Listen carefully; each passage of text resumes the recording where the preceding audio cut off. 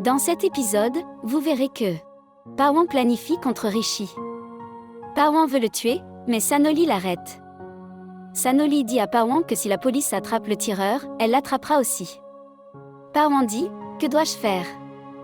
Rishi est toujours après moi, à la recherche de preuves contre moi, et je ne peux pas rester assis à ne rien faire. » Pawan se met en colère et demande « Que dois-je faire alors ?» Sanoli lui dit de tout lui laisser. Elle assure à Pawan que Rishi mourra définitivement, mais cela ressemblera à un accident. Rishi parle tout seul, pensant à la fragile excuse qu'il a invoquée pour ne pas connaître Tanu, et maintenant il doit partir avec Tanu. Il se souvient de la façon dont il appliquait du vermillon sur le front de Tanvi dans sa chambre tôt le matin, même s'il sait à quel point elle croit au rituel. Rishi admet qu'il est stupide.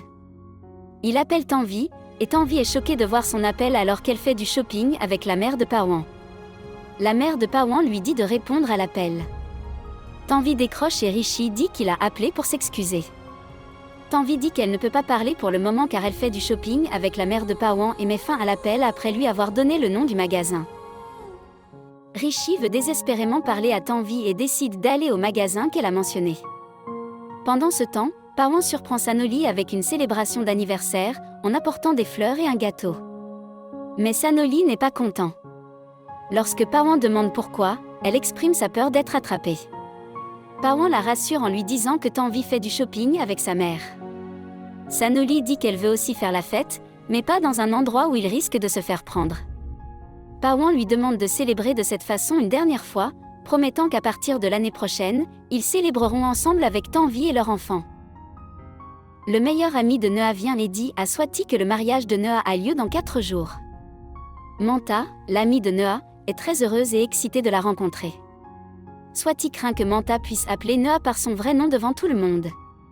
Lorsque Manta appelle accidentellement Neha par son vrai nom devant leur grand-mère, Swati le dissimule rapidement, disant que l'amie de Neha l'appelle avec amour Neha au lieu de Tanu. À la bijouterie, Tanvi sélectionne des bijoux avec la mère de Pawan lorsque Rishi arrive, la choquant. Rishi commence à taquiner Tanvi et elle a peur que la mère de Pawan ne les voie. Rishi fait des gestes affectueux envers Tanvi, et elle se dirige nerveusement vers lui, lui demandant de lâcher sa main.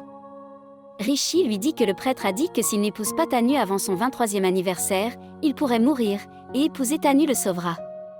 Il lui dit que son père veut qu'il épouse Tanu le même jour que son mariage avec Pawan, mais il n'a pas beaucoup de temps et ne sait pas comment révéler le secret de Pawan. Tanvi se souvient que son père lui avait parlé des problèmes astrologiques de Rishi et qu'épouser Tanvi lui sauverait la vie. Son père avait dit que lorsque Rishi aurait 23 ans et reviendrait d'Amérique, il devrait épouser Tanvi et qu'elle devait toujours rester près de lui pour le protéger. Tanvi interroge Rishi sur la prophétie du prêtre. Rishi le confirme mais est surpris de la façon dont elle en est au courant puisqu'il ne lui en a jamais parlé. Tanvi se souvient de leur enfance et des paroles de son père. Pendant ce temps, Bani et Neha discutent de ce qui se passerait si Rishi décédait après leur mariage. Bani dit que Neha devrait s'inquiéter pour l'argent de Rishi, car elle hériterait de tout et pourrait profiter de sa vie. À ce moment-là, Manta arrive et Neha lui parle joyeusement du dîner qu'elle prévoit avec Rishi. Manta doute que Rishi revienne bientôt puisqu'elle l'a vu partir précipitamment. Bani lui assure que Rishi reviendra tout aussi vite et ils rient tous. Rishi demande à nouveau à Tanvi comment elle connaît la prophétie du prêtre. Tanvi, affligée, dit à Rishi de rester avec elle, promettant qu'elle restera également avec lui et ne partira jamais. Elle a peur, elle se souvient des paroles de son père et de leur enfance commune. Merci d'avoir regardé. Comment avez-vous trouvé cette critique ? Laissez un commentaire ci-dessous.